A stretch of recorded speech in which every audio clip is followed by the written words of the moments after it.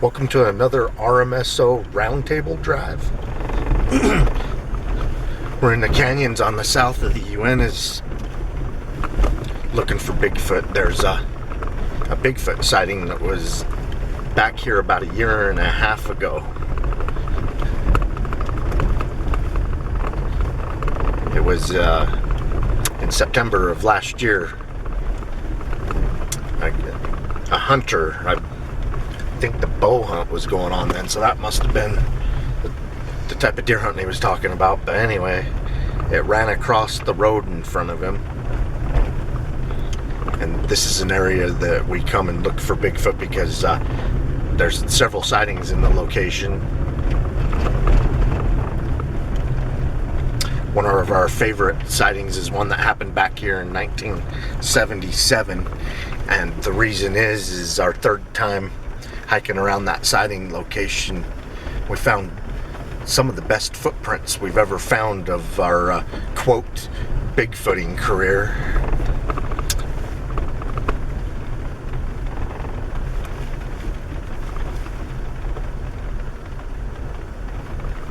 So anyway, the most recent sighting of the string of sightings in the area was just a year and a half ago.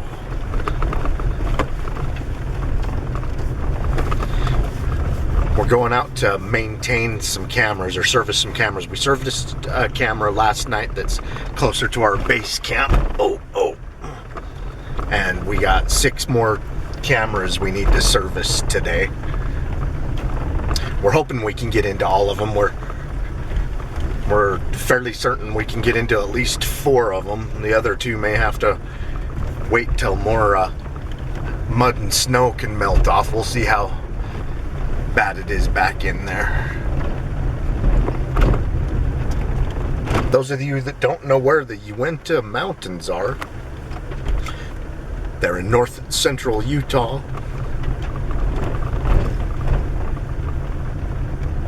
Kind of the northeastern side. Yeah, they string all the way out to the east, yeah.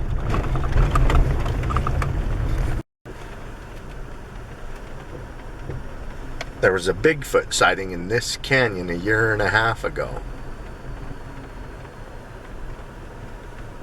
It crossed the road in front of a hunter. That's the most recent sighting.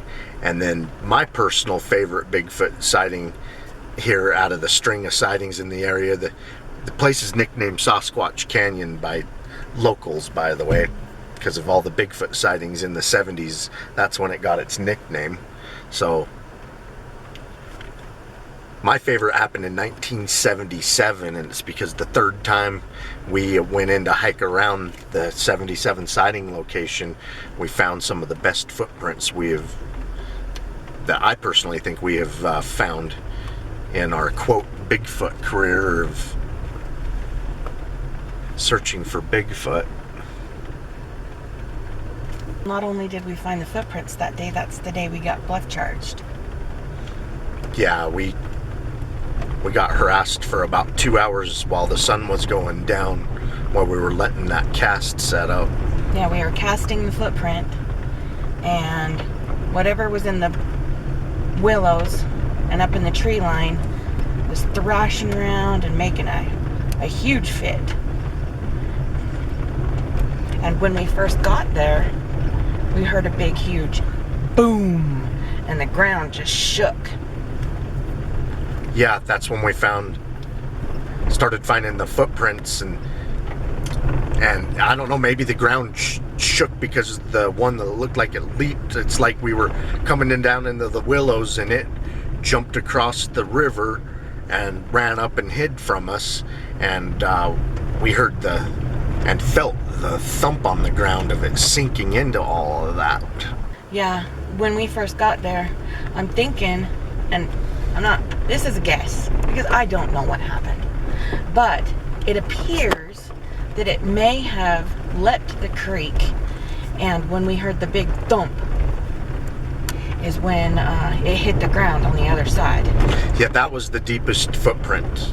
I'm 200 pounds, and I was jumping down off of the embankment next to it, which is about 2 feet, and I could hardly even sink in more than 1/4 of an inch.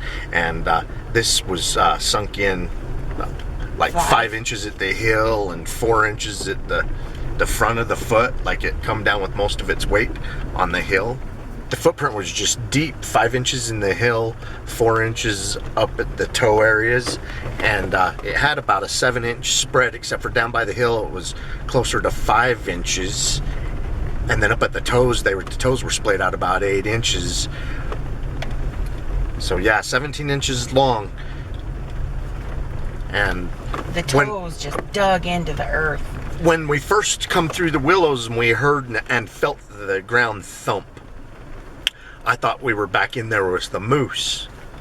So I turned back to Jenny and I'm like, keep your eye open for a moose. And it smelled bad. Yeah, it really stunk, especially when we crossed the river. On the other side of the river, that's when Jenny found the first footprint. And then we found the one down by the river. It's like, and then there was one that we could actually see from the side of the river we went. I mean, we went around and checked it out a little bit closer after we saw it, but you know, we found the one up on the embankment, then one down by the river, and then one across, and it appeared that it leaped the entire river, clearing the water by I don't know, about 1 foot, and then smashing down right there, and then leaped up onto the embankment, and then went up into the draw in the cover. Well, when we were casting the footprint, that's where we got bluff charged from, is that very draw that it went up. When we first got down to the willows and we felt and heard the thump, I thought it was a moose. I told Jenny, watch for a moose as we go through the willows. Moose like the willows, especially in the spring when they start getting the new growth, the tips. The river is really more like a creek. It didn't have to leap like 50 feet or anything. Yeah, it leaped like 10, 15 feet. Yeah. I think it looked closer to about 15-foot leap. We can actually measure that. Yeah. When we feel like getting wet. I didn't even, dang it, I forgot to bring my sandals, my water sandals. Oh well, looks like I gotta get my shoes wet. We have to cross that creek today, by the way. We'll just do it at the end of the day. Oh, look at all those deer. They're all just bounding right here, right in front of you. Oh, I see them. Oh, she's right there. Yeah, I'll turn the camera. You see the deer staring at us? And there's a whole herd of them. Yeah, she's not. Here, there's more up here. I'll leave the camera pointed. Maybe you guys can see more of these deer. Slide your window down. Oh my gosh, they're the color of the trees. Is this one of the reasons why there's Bigfoot sightings here? There's lots of deer and lots of elk. And an occasional moose.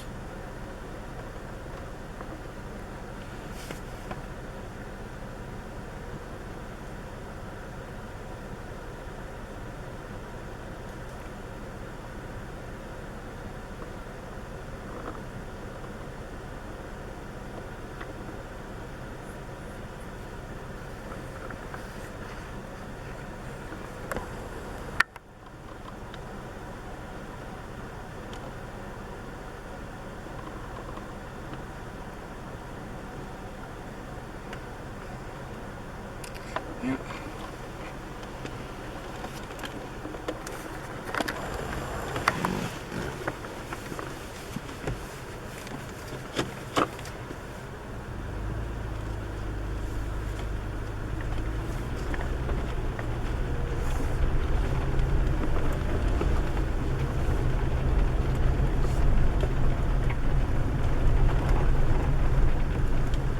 Yeah, deer winter here.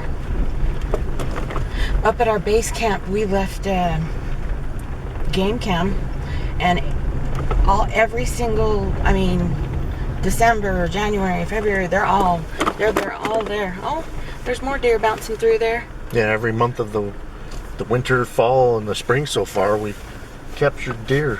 Yep. Yeah, there was a fox on there. Lots of rabbits, lots of deer. Yeah, back in here, it's kind of its own little ecosystem. The snow doesn't get really deep. It only gets maybe up knee deep.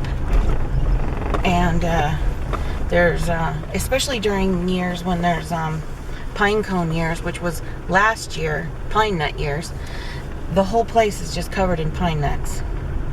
And it's just a really good place for them to get the food they need.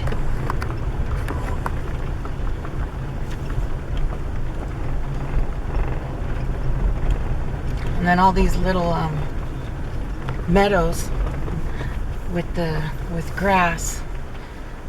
There's just lots of food. Lots of food.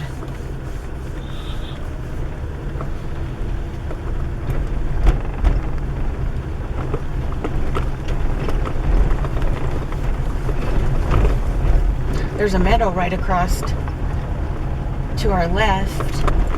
That is a mating area for the yellow-belly marmoset, and every once in a while we'll come through when we're doing that, and when they're at it, and they're just everywhere. They're crossing the roads. They're on each side of the roads. Most of the time we don't ever see them, but every once in a while they're just everywhere.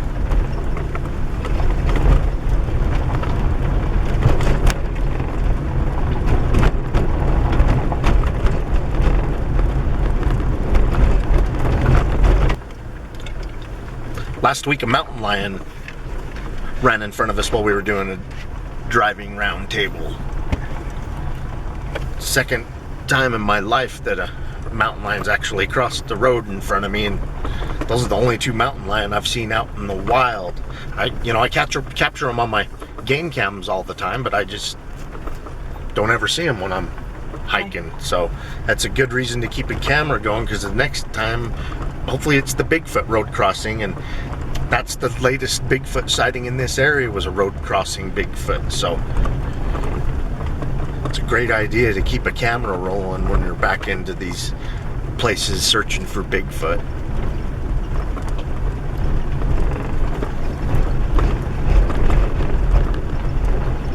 Back to our footprint story. But after we found those footprints, we decided to cast it, and it was our very first casting, and someone had told us that the best thing to use while you are out hiking, so that you don't have to carry around so much weight, is to use spray foam. Tip to everyone: never ever use spray foam to make a cast. It's that insulation foam. Yeah, it ruined our footprint. Yeah, the foam spreads and puts so much pressure that it disformed the toes, and foam takes a really long time to dry and set up, and when you pull it out, it keeps growing. And so the shape that you want, it disfigures and it just destroys it. Yep, get yourself some dental casts or some art casts. Plaster Paris, after it sets up, it's not water resistant, but dental cast and the art plaster, it's waterproof after it sets up. So I guess you don't necessarily need waterproof, but the dental cast is actually stronger. We've made casts that while we were walking out with it, very carefully, they have just snapped in half because, well, it's still even after they set up to the point where you can dig them up in a half hour to an hour or whatever, they do not completely cure for 24 hours, and they're hot for half of that. I mean, those casts give off heat while they're curing. That's a reason why you can't cast with them in snow and all that, is because they warm up when they cure, and then of course melt the snow, and then they're able to expand and deform.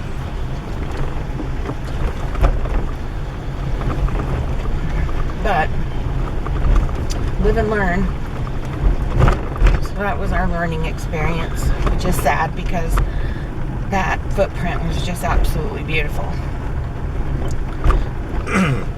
Yep, learning experience. We started using art plaster after that happened to us, and we also own dental cast, so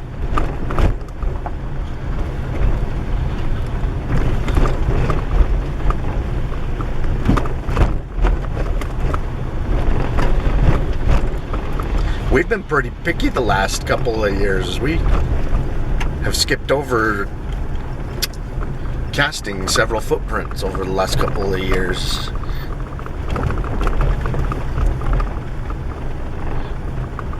I know there's people out there, like I've heard Cliff Brockman say it, you cast them all.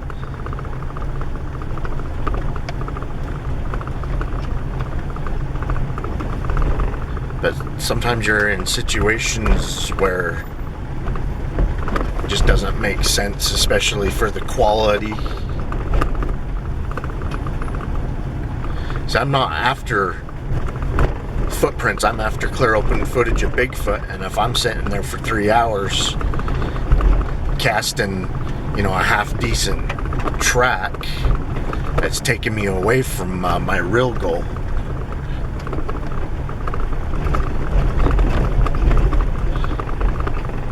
I know there's people that say that their goal is to prove the species and to get it protected. It seems to be doing a pretty good job of protecting itself. I don't see people coming out of the forests with bodies of Bigfoot, so I think it's doing a pretty good job. So I just want clear open footage of my sighting. I just want to see it. That's what I wanted. I just want to see it. Yeah, I want to see it clear and open, and I would like to get footage at the time too, so. Proof in my own mind that thing's out there. Mm-hmm. Yeah, Jenny and I, we both believe to a certain point, but I have to see it to wrap my head around it. The footprints we've been finding, the vocalizations we hear, the people we talk to that, even close friends and family members. It's like, oh yeah, it was from me to you, and... But there's always still that question in the back of your mind, and you want to see it for yourself. I know. It's like something out there making these giant, almost human-like footprints. I mean, I know they're different than human, but out of any other animal out there, they're closest to human-shaped. So there's this giant humanoid that's leaving these footprints that everybody's seeing out here, or is it just a coincidence? And these people are collectively misidentifying something?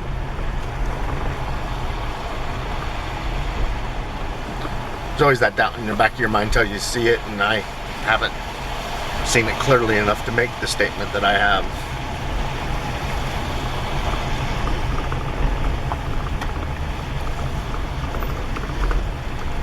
Yeah, every once in a while, a handful of times, less than a handful of times, I have seen something that I don't know what it is, and it's just through the trees, or moving through the trees, or just step behind a big huge tree, and you just can't tell what you've just seen. Just little glimpses of fur, but it could be an elk, it could be a moose. I mean, you just never, I don't know. I was in Bear Wallow a couple of years ago, bigfooting with my son Caleb, and we cast a fairly large footprint felt like we were being skirted, hearing the noises of being skirted part of the day. And then we even cast a footprint up by one of the springs. A moose walked up on us, a dark brown moose. We filmed it, took pictures of it and everything while we were letting the cast set up. After we dug up the cast and we're hiking around a little bit and heading back down the mountain again, we found some more footprints, and they were on the side of us that we were getting skirted earlier in the day on our way in. And then something sounded like a train running through the forest, a large animal. And I could hear the direction it was going through the thick stuff, and there was a small clearing, about, I don't know, a 5-foot clearing between a couple of trees. So I focused on that while I was trying to get my camera on, and it flashed through the clearing before I even got my camera on, and it was just a giant gray thing. Gray in color. I mean, I was expecting moose color, elk color or something, but it was gray, and it was huge. And I just got a flash of it, and I can't tell if it was Bigfoot shaped or not, or if, it was a 9-foot tall gray moose, and I just saw its back flash, as it went by. I don't know, but we were finding footprints and stuff, so I can't say whether or not I saw a Bigfoot. I didn't see enough of it. Flashing gray that fits the height, that just wasn't enough for me to make that claim. In the same area, we were coming up a hill, me, Kelly, and Brody, and it felt like we were getting followed. It felt like something was watching. It felt like something was there. We kept hearing things. I was getting the creeps. And I turned around, and there was something went between some trees, between two big trees and into some bushes, and it was gray as well. And that was, I don't know, how far do you think those two places are apart? Those springs? No, Bear Wallow and Yellowstone. Oh, it's 4 to 5 miles difference between those two places. Okay, well, 4 to 5 miles, but it was gray. It was gray. Whatever was in the trees was gray. Gray with some brown in it. Yeah, and that hair that we found on the Yellowstone Canyon side, that had a lot of gray in it. A lot of grays and a lot of blacks. It was a charcoal color. That charcoal color almost gave off a bluish hue when we first found it, is what it was just weird. Found that near some 15-inch trackway.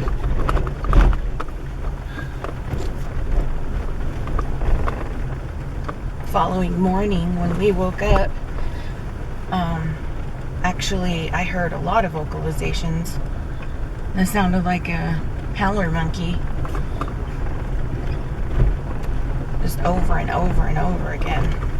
Oh yeah, that was the morning after we found the hair. Yeah, and I heard those I heard the whoops just as the sun was coming up. And the night before, the 2 times I got up in the middle of the night to go out and pee, I heard whoops across the canyon. The noises that I heard in the morning, they were coming from the structure areas where we find all the structures across the gorge from us. Yeah. There was actually 2 animals calling back and forth between each other, and they sounded like howler monkeys. I don't know what else makes that noise, but that's what they sounded like.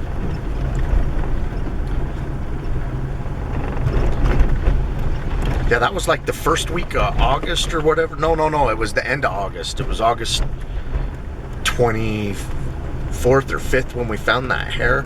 Yeah. Yeah, it snowed on us that night. I thought it was raining when I got up to pee the first time in the middle of the night, and I get outside and it was snowing. It wasn't rain at all. in that exact same area.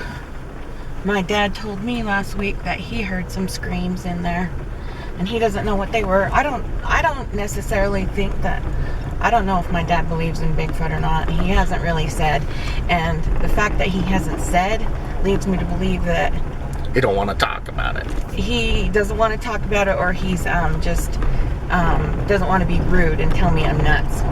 Her dad's probably spent 30 years in the Uintas on horseback. He's been all over. Oh, more than that. But yeah, he's been all over in that. He's Yeah, he would do several week camping trips on horses. Yeah, him and a few of his buddies. He's a mountain man. He likes it up there. And he's never seen one. But he did say that he heard some weird screams in there and he didn't know what they were. But yeah, getting back to our footprint on our way back here to get our game cams. After Kelly set the cast inside the footprint, we proceeded to stand there and wait for this thing to dry, and I just started feeling very uncomfortable, and I just kept getting these waves of like creepy energy, and I'm like, Kelly, there's something coming.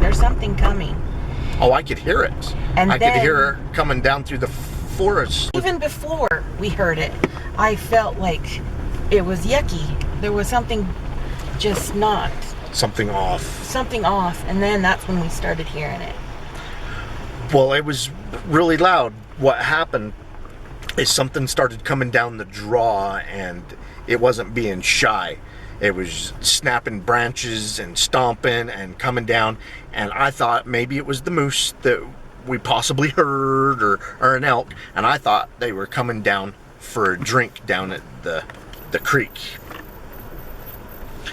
And so I'm watching, waiting for it to break the tree line, because there's about a 30-foot clearing between the trees and the edge of the embankment and then the river.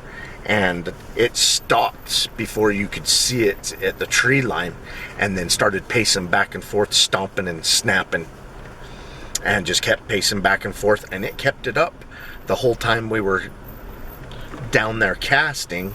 And finally, about, I don't know, half hour, 40 minutes into this, I finally said, let's go up and see what it is, because it kept it up the whole time. I know. I mean, I had so much anxiety that I was just sick. I was just like, I can't deal with this anymore. And so when Kelly's like, let's go see what it is, I'm like, fine, I can't stand here anymore. Yeah, so, we get out our mace, and we didn't have a firearm or anything, but we went up to where it was stomping around, and we found evidence of where it was stomping back and forth, and the stuff it was snapping, but it was long grass and stuff that it stomped down, and there was no definitive footprints of what it was. But when we went up to where it was doing all this commotion, you heard it get quiet, and it went back into the draw quietly and unseen, and went and hid back there while we were searching for it.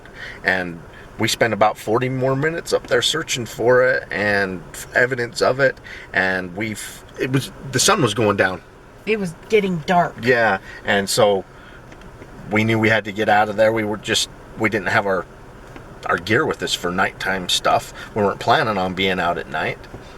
So we went down, and this foam was taking forever to set up. It was still tacky, this and that, and we waited until it was after dark. I mean, the whole casting procedure took over 2 hours, and it was still kind of tacky when we pulled it up after dark and left. But when we went back down, after looking for it, after it got quiet and everything, we got down by the footprint, got situated again, was filling it, and it's like, oh, it's got to set up longer. It rushed the tree line again and started the commotion again. This was back in 2012. Yeah, it was a pretty unnerving day. After it got dark and we decided to pull up that print. We pulled it up and we crossed back over the river and got in our car, and by the next day that footprint had enlarged and disformed. It grew an inch. That was a 17-inch long footprint, and the foam cast expanded, making it 18 inches long. Added an inch to its width and ruined the toes. But oh well, you live and learn. The experience was good. We got great pictures of those footprints with measurements and everything. I'll include this in the video since we're talking about it. But that is at a place where a Bigfoot sighting happened in 1977. So, you know, even though it happened 40 years ago, it turned out to be a great spot. Now, the canyon, there's Bigfoot sightings all up and down the canyon. It's not just that one. So there's been more recent ones, like one a year and a half ago. But anyway, we're getting close to where we need to go and hike in and maintain some cameras. I hope you guys enjoyed a little bit of a roundtable drive through a Bigfoot sighting hotspot. Keep on watching. We're going to keep on squatching.